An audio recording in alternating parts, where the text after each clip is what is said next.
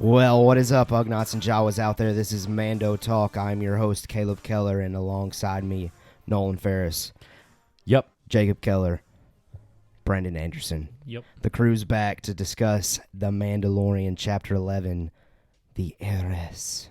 Now we know who that is, now that we've seen it. Who? Full-on disclosure to those of you listening, spoiler-heavy review / recap / reaction that we are going to be diving into this evening. Now, overall, loved it from beginning to end. Thought it was well done. Bryce Dallas Howard, give shout outs to her. She was the director. She also directed Chapter 4 of Season 1, which is the episode that we were introduced to Gina Carano's character, Right. Cara Dune. So she knocked it out again. She's 2 for 2. I'm all for Bryce Dallas Howard coming back, delivering some more Mandalorian content. Yeah. From now, and who knows how long this thing runs. Now, I believe I did see a report that The Mandalorian Season 3 is officially confirmed to be released in 2021. We've already kind of known that, but we've now gotten official confirmation from Disney Plus themselves. Right so we're going to on. keep on with the yearly basis Right on. schedule. Yep. But regardless, we got a lot to talk about with just this one episode. We sure do. I mean, tons of Mandalorian culture things, the things that we've always been most interested in. I think we got delivered heavily in this week's episode. Nolan, general thoughts, loved it, hated it, liked it, good. What do you think? Yeah, definitely a solid episode. I really enjoyed getting that backstory from the for the people of Mandalore, and it kind of sheds light on a whole lot of things, which we'll go over and discuss. But a lot of things we've been wondering since beginning of Season 1. Right. Why doesn't he take off his helmet and stuff like that? We kind of get a little hints at maybe why that is the way it is. But going back to Bryce, Dallas Howard. yes. Yeah. What else has she directed? Do we know? As far as like films, Right. I'm not sure. That's a great question. I mean, I can be pulling that up.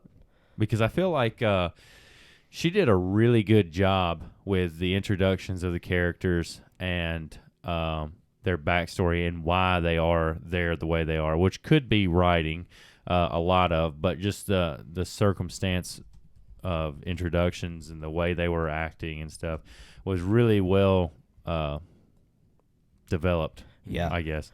And I liked that. I liked seeing the child and how, because he kind of got tossed around a little bit this time. So I liked seeing him put in more danger, which we didn't get him using the Force, which I was anticipating that was going to happen in this episode since episode 3 of the first season. Correct. Is where he started using the Force. So Right. I was really expecting him to use the Force in this episode, but wasn't given that. So. Right, yeah, and that's one thing that I'm surprised so far with Season 2 is we haven't seen a hint of, last week when he put his hand on the egg canister, like the eggs floated And towards him. But other than that, like, we haven't gotten a ton of Baby Yoda performing the Force. Now, I'm still struggling. My internet is just slow to death Which, I right mean, now. But I understand that they don't want to beat that horse to death. Yeah. With the Force thing, and he's powerful and everything. And so far, he's the most powerful thing he did was the Mudhorn thing. Correct. Well, and also deflecting the flames at the end of Season 1. Right. Now, looking at, Bryce Dallas Howard, finally answering your question, it looks like she's done a bunch of kind of short films. Okay. But I do remember watching the Disney Gallery for Season 1 of The Mandalorian. That's her first, TV episode that she's directed, because Jon Favreau said that she specifically put her in that episode because he knew that it was a stressful episode, but she wouldn't know it because it was her first time doing it. So he wanted to just throw her kind of in there. Right but on. she's knocked it out twice. Yes. Yeah. Sure has. Jacob, very done. We're very well done, though. Jacob, what are your just overall kind of takeaways before we dive into it? Man, I loved it. So many questions that we've had for a long time since the beginning of this show kind of were answered in this episode. Yeah. And we get fundamental kingpins of this show coming back for, just a minute. Fundamental enemies in the show coming back just for a minute, and we see a little glimpse of how real the fight still is for the Empire. Right. And then we see, on the other side, we see the introduction of these new characters, which fans have been wanting to see for so long. Agreed. And we see that they've got to struggle to get back to where they think Mandalore needs to be. 100%. And that's awesome to see. That's the one of the coolest things about this episode. Yeah.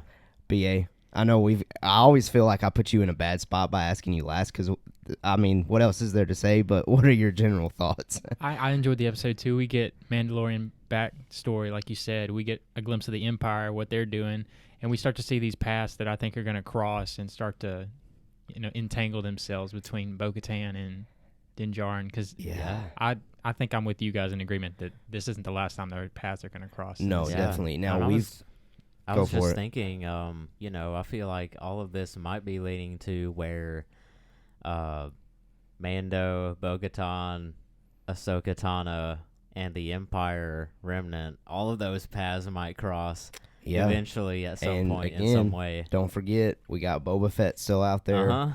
Cobb Vanth, I don't think we're done with him. Obviously, I think he's a little less important to the story overall compared to all these other characters that we've seen and discussed. And I don't know about y'all. Bo-Katan, for me, that's more exciting to me than Boba Fett, only because I know that with her comes the baggage of Mandalorian history. Yeah. And we're already getting that. Exactly. Yeah. And I can't wait to see some more of that. Yeah. So if y'all are ready, we can go ahead and dive straight into this episode, break it down from a fundamental standpoint, overreact, dive too deep like we always do. You can count on the overreactions. Now, we start off the episode right where the very first shot that we ever saw of Season 2 of The Mandalorian from the trailer, the Razor Crest is toast. Now, the crash landing scene, I do not know why, but that scene I thought was top 2 or 3 scenes for me in the episode, only because I just love that visual. And for me, it was like everything went silent except for the music whenever it was falling, and it just blew my mind away whenever I was seeing that occur. It took me back to, I don't know if y'all have seen the new Star Trek movies that J.J. Abrams kind of took over. It took me back to when the Enterprise was free falling through the sky. Really enjoyed that opening scene. And we get to Trask. So no wasted time, no what people out there get to call filler episodes. We get right there in the action, and literally one of the first things that we see, well, first, Lady Frog's story is over. She's gotten with Sir Frog. Happy moment. Frog. Heartwarming. Yep. But we get Sasha Banks' character moment that we've seen in the trailer that we speculated like crazy about. We did. Occur. And maybe we were right about some of those speculations. Well, some of them. The reports out there indicated that Sasha Banks was going to be Sabine Wren, and I don't think that is the case. Her name is never vocally said out loud during the episode, but in the subtitles, Sasha Banks' character is revealed as Casca Reeves. So I feel like for some reason that Reeves last name I've heard of or seen before in Star Wars. That might just be me wishful thinking. But it's interesting to me that it wasn't Sabine in the end. But I think that's just another character out there that they could save possibly for later. Yeah. And I mean, we're getting plenty of awesome characters regardless. Now, real quickly to get through this intro, Din Djarin's led to the inn where Mon Calamari lead Din to Corran, a group of Corran. Now, and again, these are the 2 species that made us think that this was going to be Mon Calamari, the planet. And it didn't happen to be the case, but oh well. Count that as an L for us. We got that wrong. We thought we were going to go to that planet, but we didn't. And these Corran, man, they turn out to be just like out for the money. Evil dudes or people. What'd y'all think of that like turn of events there? Oh, Because I thought man. everything was good there. I mean, Uh-huh. the guy sounded like Jason Momoa, so I was like, man, I like this dude. Turned out I don't think it was Jason Momoa, but regardless, seemed like a pretty cool Corrin. But you know, it didn't happen. Nope. It was sort of a slow episode up until that point where he pushes the cradle into the pit. Now, did y'all get worried at any moment when that happened? A little bit. Okay. I Yeah. mean, the show is loosely based around Baby Yoda, so I knew he would be fine. But at the same Right. time, you know, I thought at least he would have come up a little drowned or something. You know, like Yeah. He was at definitely least And you don't wanna see unconscious, that. the child. Yeah. Yeah. not like. Yeah. That I mean, I guess his cradle or whatever, but it was a little banged up. But other than that, that was it. that cradle must have been waterproof, man. Like I mean, life yeah. case worthy. Yeah, that's not the one. Life-proof. That's not the one that Quill made, is it? I think it is. Is it? Yeah. I think so. Is it the same one? Quill Yeah. knew what he was doing, Yeah. man. Yeah, he knew. There again, a testament to Quill. Yeah. We have spoken. So we have spoken. Now, I forgot to mention it. Is it Mama Core? Mhm. That's the creature that the Corrin attempt to feed Yeah. both Din and Another the child creature too. with a weird mouth. Yeah. We keep getting I was gonna some say, weird. it was like the water Sarlacc. It is really what it was. looked Yeah. 100%. And we continue to see that, but in this scene, I was just kind of taken aback only because, first of all, really interesting to me, Din Djarin can use his jetpack in the water.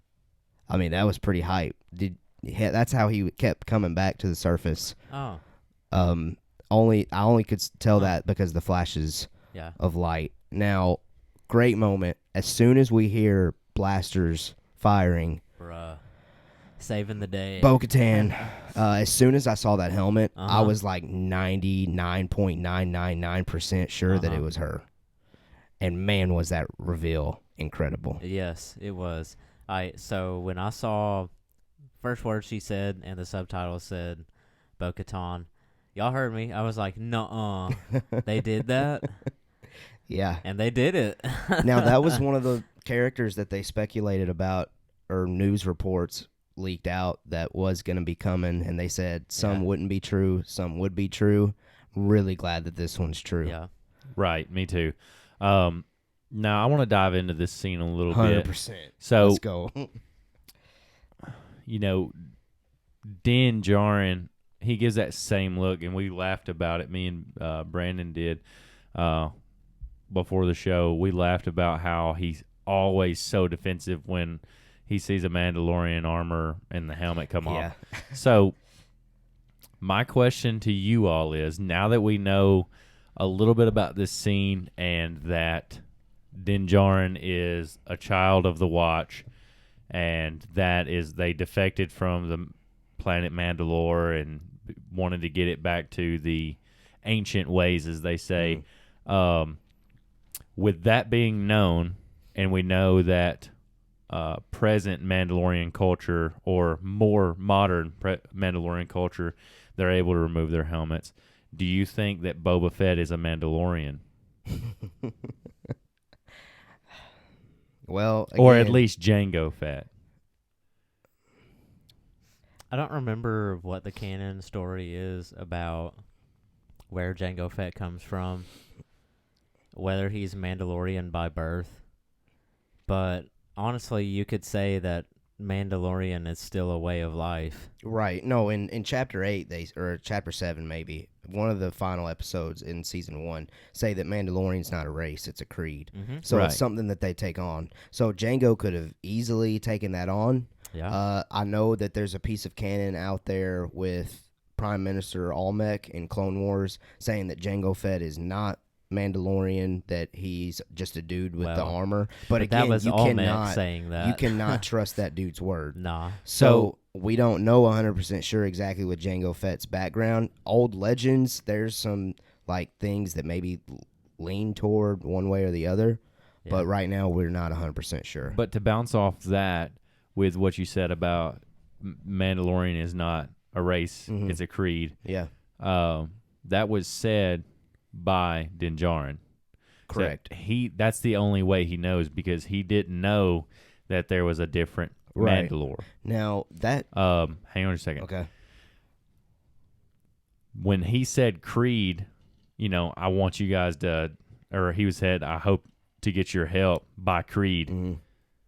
Did you notice the rest of the the other Mandalorians, the modern Mandalorians, and Bo-Katan? Mm-hmm. They were looking at him like, yeah, okay, yeah, by Creed, like it was some sort of deal. I didn't catch that. So what I thought is like, that's the ancient way. So it's like, by honor, you help me out because we're the same people by Creed. Mm-hmm. But they were just looking at him like, yeah, okay. Well, I think that even the modern Mandalorians are pretty. I mean, she even says we're stronger when we're with each other. I think they're pretty set in stone with if another Mandalorian needs our help, we're going to do everything we can to at least point them in the right direction. So I don't know what that old Creed is that he's referencing, but regardless, I do think that it might be one of those things that was Death Watch like driven, and they're like, oh, this is Death Watch, but again, you're Mandalorian, so we're gonna do what we know is right and help you and get you to the right spot. Yeah, I just don't think that Bo-Katan and her Followers, clan, I don't think they share the creed with the Watchers, the Death Watchers. Right. Now, yes, Death Watch definitely Bo-Katan used to be a part of in Clone Wars, but she ended up getting out of it once all that stuff went down with Maul and Pre Vizsla, and those of you that watch Clone Wars, best Clone Wars stuff out there. Absolutely. And man, watch. Was it incredible to get those Clone Wars vibes with all this information. It was. I feel like there's a lot to dissect with just that little moment when she reveals that he's a child of the Watch. So that 100%, that 100% confirms, and we already knew from the signet in season 1, but that 100% confirms that that's Death Watch that picks up Din as he's a kid. Yeah. And that the covert that he's was part of was like a remnant of Death Watch. Right. They might have all been children of the Watch. But like you were saying, they're wanting to make it all ancient ways, and this is the way, and it's by the book, and it's... Right. I don't think Bo-Katan and her people they just want their planet back. And they're more political driven, Din Djarin and I guess the rest of the Death Watchers there. It's my way where we're going to have it out. I think Bo-Katan, because even when she's talking to Din, it's very, I'll do this, but you got to do this for me. And like with the armor and everything, she's like, no, this is the way, and we help each other. No quid pro quo or nothing like that. No, I 100% agree. It'll be interesting. And while we're talking about Bo-Katan, I know that Jon Favreau said some things in interviews where it got us thinking, like, are they trying to take Mandalorian in two different directions? I think this episode possibly did that. If it wants to do that. Yeah. If it wants to take the show in a direction of looking at Bo-Katan for an episode or two, it could, while also saying, well, our main character is still out there, but we're going to look at this mission. And I know I'm skipping ahead to the end of this episode, but whatever. We're just having fun talking. Yeah. Din Djarin goes his separate way. He's after the Jedi still. That's his main mission still. But it's interesting. Not just any Jedi. True. Not just any Jedi. But Bo-Katan's still Moff Gideon driven. And we know that's our main villain. She's trying to get to him. So, that's two very interesting plot lines that I want to see more of. Absolutely. So, it's hard to pick a favorite. So, bouncing off of your last point there, Bo-Katan is hunting the Darksaber. Correct. And she knows that Moff has it. Yeah. Moff knows that she has been raiding the transports. And so he's like, well, you know what you have to do. Kill them with you alongside of them. Right. Like, take them out so they don't come after me, pretty much. And, he fails at doing that. The commander or whatever fails at doing that. Yeah, so I see what you're saying as far as it could take a turn either way. Right. Let's go around the table. Which way do you want it to go? like which character to follow. Do you want to go find Ahsoka, or do you want to go find Moff Gideon and have it out with him? Let's go ahead and dive in this. Either or, though. Like, either or. Well, no, see, not both. Okay. Hear me out. Hear me out. Next chapter, I'm not 100% sure who the director is. However, the chapter after next week's episode, so 2 chapters away, is directed by the creator of Ahsoka Tano, Dave Filoni. I don't think we're seeing Ahsoka until Dave Filoni's episode. Yeah. So if they wanted... And we've predicted that before. Right. If they wanted to spend next week on Bo-Katan's story in one episode, they could. And then go back to Din Djarin and Dave Filoni's episode to pick up on his journey to Ahsoka. So I feel like I just kind of like answered your question there with like a 50-50 thing. Yeah, that's not what we were looking for. Like, but which one do I want to see more, though? Let me ask you like, this. I'm throwing that as a possibility that could happen, but are you asking me which one I want to see more? Let me ask you this first. But Okay. yes, I am asking you that. Okay. Do you think we can get closure in all that with Bo-Katan in one episode? Yeah. Oh, absolutely not. Yes. Well, You do? I mean, here's what she I kills think. Moff Gideon, gets her Here's- lightsaber okay. back, or her dark saber back, and everything's good, hunky-dory. Here's what I think. The Empire crumbles. I want First Order starts. I want the entire story to go follow Din Djarin and the child the whole way through and not deviate from that, because that's this show. It's the core, yeah. Mm-hmm.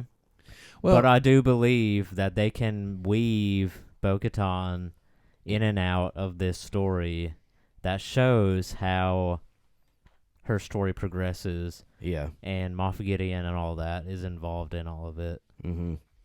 I agree with that. But you know how in the Clone Wars, and it was the same creators of the Clone Wars, that we were getting, one episode you might follow Ahsoka, the next episode you might follow Anakin, and it would bounce around like that. Yeah.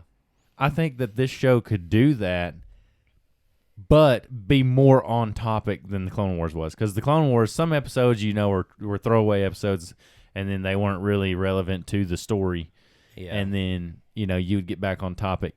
But I think everything could be relevant to the story, seeing how, as Moff Gideon is tied in with Din Djarin and everything. And it could come back all the way full circle if we did that next episode with Bo-Katan. Mm-hmm. But I don't That's the think one it I'm should wanting be to see. like that. I don't want it to be like that. Okay, so let me pose a question to BA. Would you rather see separate episodes focused on Mandalorian's journey and then a separate episode on Bo-Katan's journey? Or would you rather see like a TV show styled with a bunch of characters moving a bunch of different parts, and the end game is all of them getting somehow connected, to where we see Din Djarin and the child's journey for 5 minutes, but then we flash to Bo-Katan's journey for 5 to 10 minutes, and then we go back and forward in one episode? Like, which format would you prefer? Well, what I think is going to happen, I don't know if I have a preference over either, Okay. though, because either way they do it, whoever the writer is they're going to do a fantastic job. Fair enough. So, but what I think is going to play out is that it's going to follow Din, but we know that Moff Gideon, his target really isn't Bo-Katan. He still wants the child. Mm-hmm. So it becomes a triangle. He's going after Din. Din's going after Ahsoka. So if Moff gets to Din first, then And Bo Bo-Katan's going is after Moff. also. So Dude, I feel like she's coming You back. just put it all together for us, Yeah. bro. Right. Yeah, we need a whiteboard.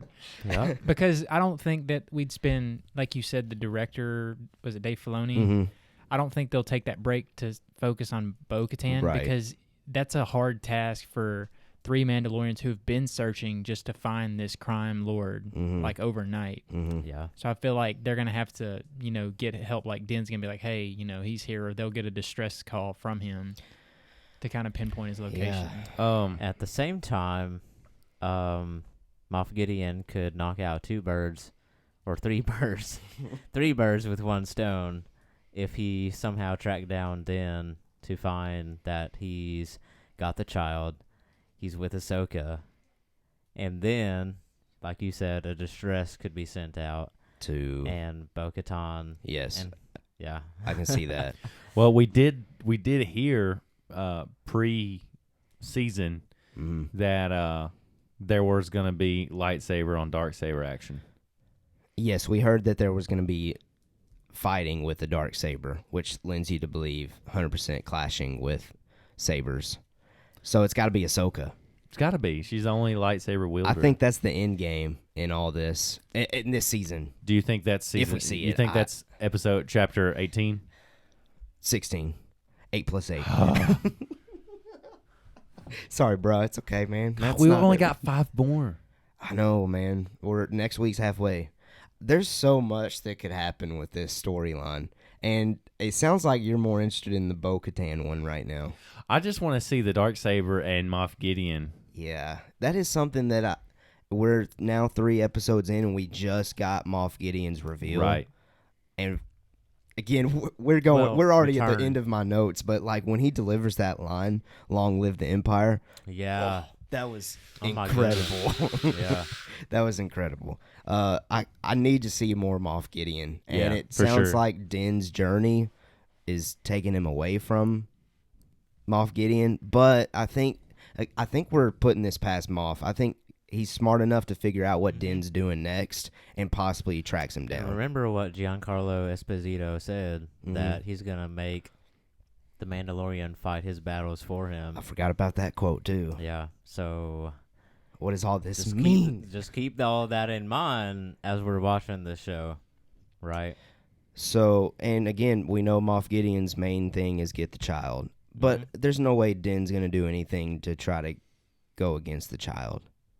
Right. So, Well, hang on. So, like BA said, and I really like what he said about it's kind of a love triangle between all 3 Yeah. of them. They've all, like, we're square in this yeah, situation. there's somebody going after everybody, and Right. there's something that everybody wants. You True. have something I want. Dude, that was pretty close. Good job, man. Thanks. Bravo. Golf class for everybody. Yeah. But do you think we get it this season? I think we have to. It's gotta be late season. Like that's the climax of the season is when we get everybody there together. But then where do we go from there? Yeah, Hey, we we're also throwing a gotta lot of eggs in the remember- basket already. We also For got to season remember 2. that Grief Karga and Cara Cara Dune Dune are gonna We haven't reappear. even gotten to them yet. Yeah, no. Okay, so what if next episode he goes to get his gang, Grief Karga and Cara Dune, to try to then go to meet Ahsoka? Okay, that's Nah, I one don't thing think I he was would. gonna say earlier, but I forgot. His ship is ship. So Loosely using Loosely. that term. yeah, like he's got to get it repaired. Yeah. His best mechanic just got blasted last season, so he's got to find somebody. You think he goes back to Tatooine to get his ship fixed and to pick up Cobb Vanth? Because that's his only mechanic now. And she's good. That we know of. Yeah. Surely he's got unless he somebody goes on back Navarro. to what's the dude off Sons of Anarchy, Bobby? I don't When they I do the don't- prison Oh, thing. I think he's dead. You think? I think so at this point. I don't know why, but I just have that feeling. We did get closure from that episode. Yeah. Yeah. But I don't know if he's dead. I think that one is a question mark. Okay, that He might could be show up in later seasons. in another season. Yeah. I don't even know where my head's at with this episode anymore. So his ship is done. Toast. Yeah. It's held together by what me and BA were saying, bungee cords and tarps. Ratchet straps. Yeah, it's just, Yeah. So Fair enough. that's his first stop. Yeah. And the baby, did y'all get the hint throughout this episode and throughout the past 2 episodes that the baby is hungry, starving? Yes. So I'm thinking he's got to get that baby some food Yes. and he's got to get his ship just fixed. gonna stop in at Yes. Kroger's, Yeah. fill up, and then get some food. Now, let's return back to the episode just for a minute Yeah. because there's one thing. So Din flies away, and I know we're bouncing way around this episode now, but I'm back to where he first meets Bo. He flies away and like, nah, I don't want to help y'all or meet up with y'all anymore because y'all don't really seem to follow my creed. The way. The way, right? This is the only way. But then again, they show up, they save him, so they sit down and have a conversation. And the big thing that I want to point out about this conversation, for one, it's really interesting to me that the Empire remnants have decided to use Trask to create their weapons that they've brought from Mandalore. That's really interesting to me. But Bo-Katan's mission is fully revealed in talking about wanting to get back to Mandalore and sit at the throne. Yep. It's hard for me to not want to see that. And I think maybe the end game of the entire show might be all of these Mandalorians that we're meeting along the way back on Mandalore, and peace is back to Mandalore. Do you think it's Bo-Katan that'll hold that seat? She's the rightful. Because I don't. She's the rightful ruler from lineage, Ask me at if I least. do. I don't. You know who I think it's going to be? Who's that? Din Djarin? That guy. Yeah, I mean, that's fair. He might be. He's like the in-between for both clans. Yep. From, the Children of the Watch to now he's gotten kind of an eye-opening, and then we'll see him get softer throughout the seasons, hopefully. Now, and, he'll be sitting at the throne, dog. It's Bo-Katan's definitely... The reason why she's wanting to get the Darksaber is that's the key to get the throne. Yeah, to become Mandalore. Whoever has that is the king, queen, whatever. And it's what is Mandalore. Okay, yeah, the Mandalore. Well, Pre-Vizsla wasn't, but he wielded it. Right. He was the Mandalore. He was the Mandalore. He sat on the throne. And then when Darth Maul defeated him in duel, because that's the way that you get the Darksaber. When Darth Maul defeated him, Darth Maul then became the Mandalore. Yep. And then somehow along the way, Maul loses it, which is in a comic book, and it ends up falling to Bo-Katan somehow. And there's still like loose ends there. We haven't seen that necessarily explored. But generally, the rule of thumb is whoever wields the Darksaber is the leader of Mandalore. Mm-hmm. So Moff Gideon, I guess right now currently, is the Mandalore. Really interesting. Do you think that's because he was at the Great Purge and he was the conquering commander? See, I hope we get clarification on that, and I wonder if him and Bo-Katan get in a conflict to where he wins it off of her, or if it's another weird situation that we need more backstory on. Yeah, we did get a little more confirmation in that, where remember where Din was talking about, how Mandalore, the planet, is cursed, right? And anyone who goes there dies. Mm-hmm. And the Empire won't let anyone take it back, because when they figured out they couldn't control it, they made sure that no one could go back. Right. So that makes you wonder what condition the planet's in first. And also that confirms, the Empire came into Mandalore, invaded. That's what the Great Purge is. And they destroyed Mandalorian way of life when they did that. Yeah. So that all that's left is fragments. So I thought that was really cool to see. And do y'all think we're gonna go back to Mandalore at some point? At some point in the show, not this season, dude. But at some point. What if that's where Moff Gideon has his main base? That'd be interesting. Yeah.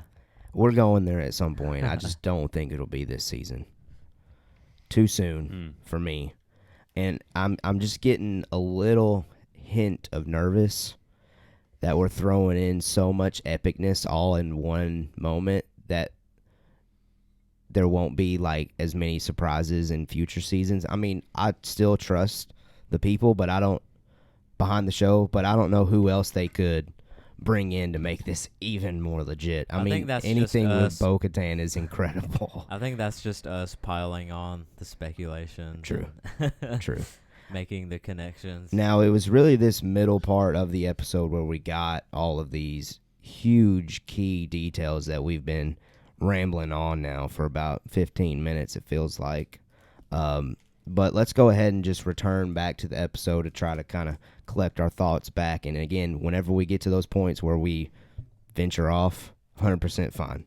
I don't think that our outline is on point anymore. We're just having fun, which is fine. Right. So I think we've hit kind of the middle portion where they've kind of finally come to an agreement where Din is going to do the mission for Bo-Katan because he needs the information where he needs to go next. And we get this scene where Din and Bo and then the other two Mandalorians go on an Imperial Gonzanti. Gonzanti, is that how you say that freighter name? Yeah. Something like that. And the mission is to take the weapons that were the material, the resources to make the weapons are from Mandalore. But the mission becomes more because Bo-Katan has more to do. B.A., what do you think of just the action scenes throughout this segment on the cruiser?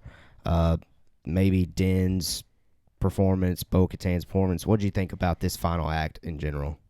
Is very well done. I know they even joke about the stormtroopers' aim. We see a lot more of that. They've played a lot on that in this show as a whole. But then we see Din at the end, and I even made the comment we were watching. He seems like he's invincible with that armor against stormtroopers. So there's going to have to be some other big bad that's going to take him down a notch. Right. Now Now it's not stormtroopers that can do it. True. Now, what weapon or destruction can get past this Beskar at this point? I'm sure if A some lightsaber. Yeah. And the Darksaber, I'm Yeah. assuming. what was the gun that Moff Gideon set up in front of the tavern? E-Web. Yeah, I'm sure that could take it down. I think so. So I have a observation. Mm-hmm. Din Djarin looked like a buffoon, clumsy, and just out of sorts compared to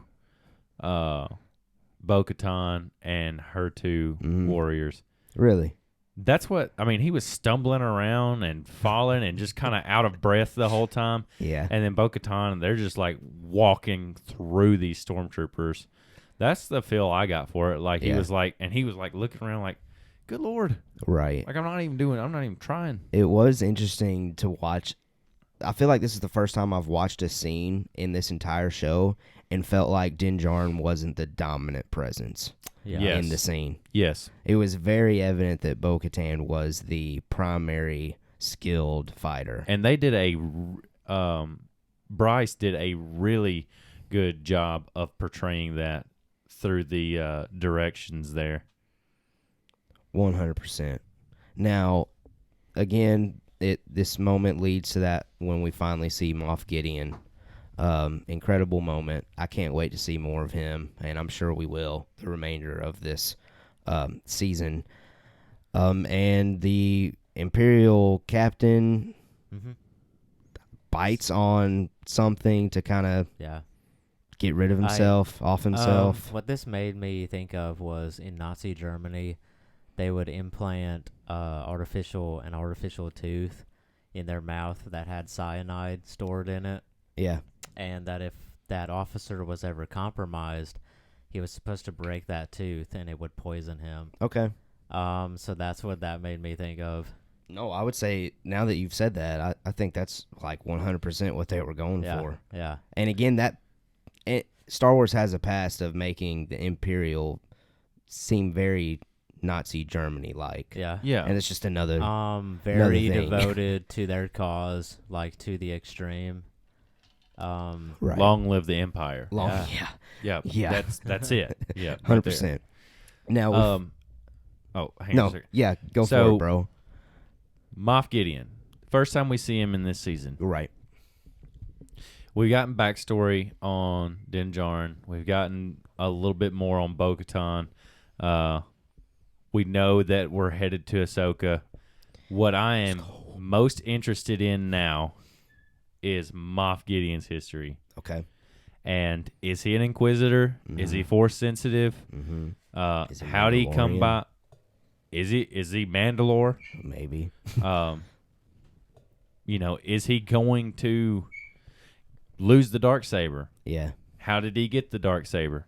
I want to know that. That's what I want to know most right now. There's a lot of questions behind his character. How did he know everybody? Yeah. Which makes me think he's an Inquisitor. Yeah. Which makes me think he's Force sensitive. Now, I still think there's more questions with Bo-Katan and Din Djarin, too, respectively. I mean, maybe not as much so now. I mean, we got a little more information. But I think maybe more of Bo-Katan's histories that I'm wondering include Moff Gideon somehow. Right. Like, how did Bo lose the Darksaber? I'm assuming, to Moff Gideon. Really interesting. I hope we get more clarification on that in the future. Final thing that I have here, we've already touched on it. Bo-Katan tells Din Djarin to take the foundling to the city of Calodan on the forest planet of Corvus to find Ahsoka Tano. The reports, rumors, I think at this point, 100% true. We're getting a live action Ahsoka Tano played by Rosario Dawson. I think in 2 weeks when Dave Filoni's at the helm. Let me ask you this. Do we know that planet? Okay, so shout out to Star Wars Theory. No. He's the dude that like crushes it. I saw when I was looking at Twitter before we got on air, he was talking about how this is a planet that was in like an old Legends book. Oh, really? Which, again, isn't canon anymore. But with Dave Filoni, he usually sticks true to what George kind of set up. Yeah. I don't remember what the description says, but it is something that diehards have seen in a book before. So we probably need to check out that book or just find it online and see what the descriptor of, but we have not seen it physically. I tried to find something, but I couldn't find anything on it. Okay. So that's cool that you found something on it. Yeah, it was Star Wars Theory. Shout out to him. So the last known location of Ahsoka is where? At the end of Star Wars Rebels on... Oh, I'm blanking on the name. Where Ezra's from. Come on. Oh, we're losing credibility here. I got to figure this out. Yeah, so no, I don't know where that's at, but to just fill the void here and not make it seem like we're looking it up on the internet. No, we're 100% looking it up on the internet because I don't know why I'm blanking on this. What I was getting at is we know that she has her lightsabers, correct? Yes. The white ones. The white ones at this point, yes. Right. And I'm wondering... Lothal, yes. Yeah. Good job, Jacob. Yep. No internet here. All in his brain because we're good. Where were you going, man?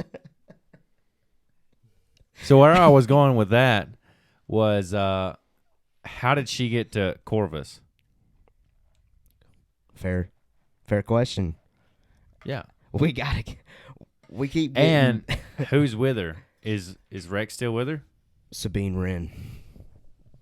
I think she's... I don't know. Sasha Banks was supposed to play her.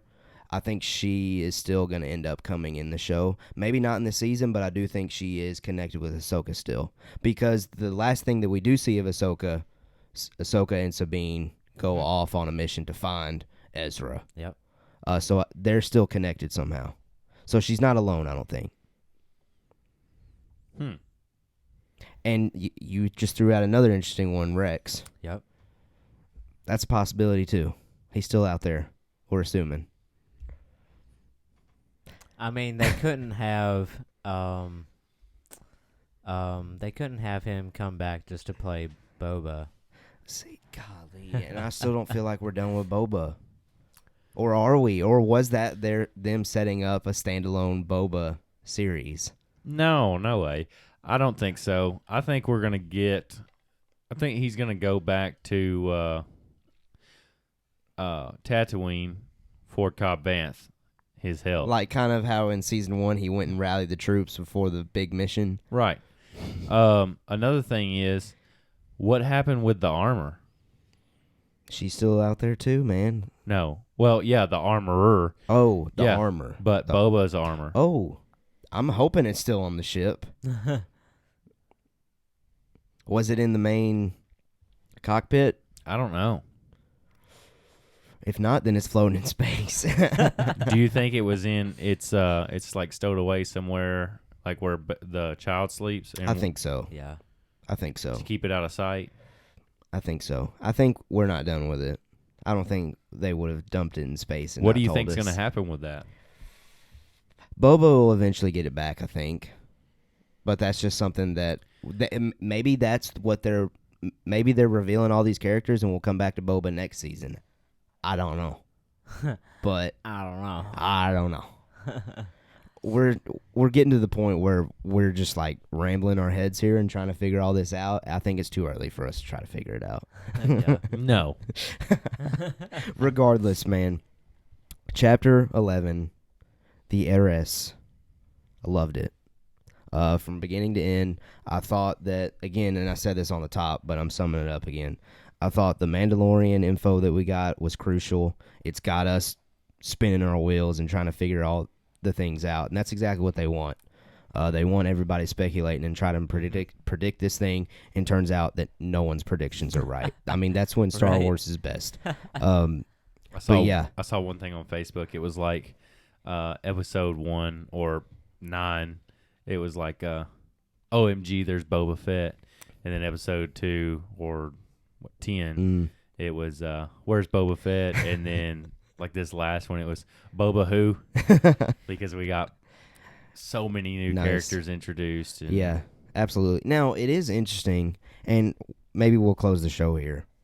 What do you think a non-nerdy, casual viewer of The Mandalorian thought about all this that we got tonight? We've got 2 out there. True.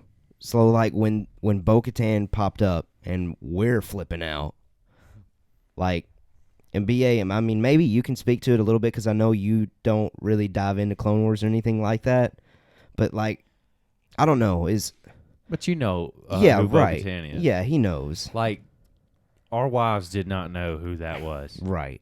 But at all. I don't know. I'm just thinking, like, for They're probably us, like, oh, look, a girl. for us, it was an incredible episode because we got all those connections. Mm-hmm. But to other, like, casual viewers, I wonder what they're thinking. Well, just this season, episode 1, they fought a dragon. So regardless of who was in the episode, it doesn't matter. 2, there was giant spiders. And then in this, you have more Mandalorians, which they've seen in the first season, and they just see that again, so they know that something's up. They might not know all the bloodlines, and then they see Moff Gideon again. So I think there's enough there to... All these creeds, and this is the way, That's and the old stuff way. for Sweats to discuss and talk about. So Absolutely. Well, we're here to talk about it. We're the Sweats. right. We're the Sweats. We're the sweaty Bring meats. your deodorant and whatever, because we're the Sweats. We have the meat. We're not Arby's. Yeah. Listen, James Earl Jones. thank you to all of you that continue to listen to us and bearing with us as we fumble and stumble over our words. We really appreciate it. We're just Star Wars fans having fun with The Mandalorian. I mean, we're not connected to the Hollywood game whatsoever. We're just casual fans, and we're not casual fans. I mean, let's be real. No, But we're pretty just- nerdy.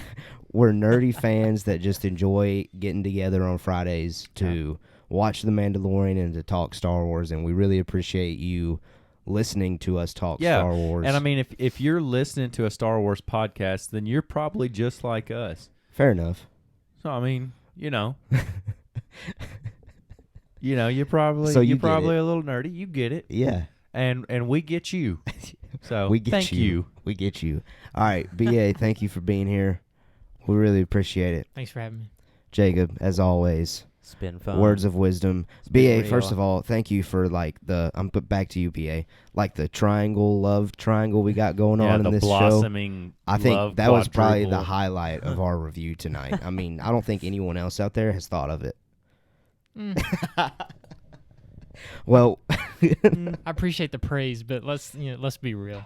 We got Yeah, some smart let's be people real. out there. Yeah, you're the smartest. Okay, we appreciate you listening. Follow us at Mando Talk, Facebook, Twitter, and Instagram.